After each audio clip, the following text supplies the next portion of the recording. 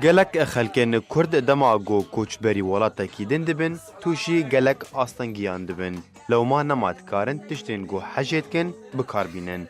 Lê alcî Dawûd got ji bajarê Amûdê ye û niha li Swêdê dimîne, dikarîbû li pêşiya hemî astengiyan raweste.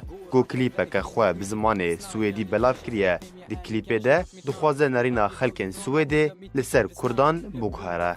Fokusera på målet, jag går mina vägar. Det är jag som bygger ödet. Har gått mot strömmen och ingenting har ändrat. مخو علمان زمان سويدي جبوغو مرو دو وقتكي كنده جبرغو مرو قاربي بوار بيشتغله مرو قاربي جوار بي امكينو ام كورچاوان وجبو چمهاتن ولاتي وان Alcî di klîpa xwe de dibêje ez alcî me û ji Amûdê me ji nîva Kurdistanê me. Tê de behsa rêya koçberiyê dike û çawa dikarîbû li ser xwe raweste dema gihişte Swêdê.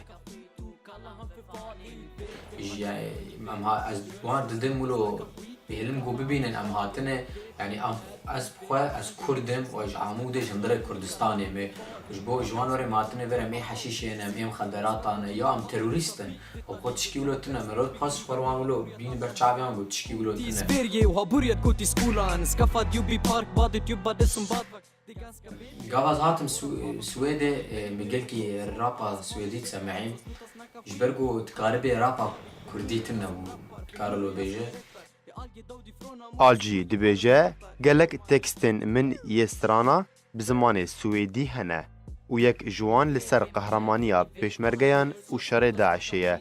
Lewma ew daxwaz dike ku hindek alîkariya wî bikin da ku bikare di nava pêşmergeyan li Başûrê Kurdistanê vê klîpê amade bike.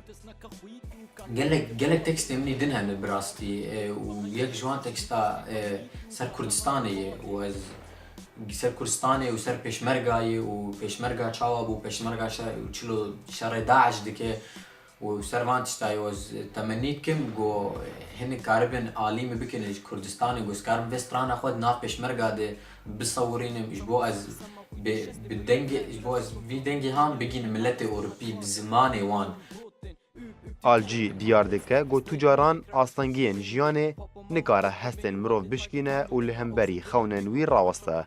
Got alcî xewneke xwe bi cih anî lê hîna xewnên bi sedan xortên din mîne alcî windan e li hêviya got werin bi cîbecî kirin. Yo, ja. För ni vet vem han är, för ni vet vad han gör, så slut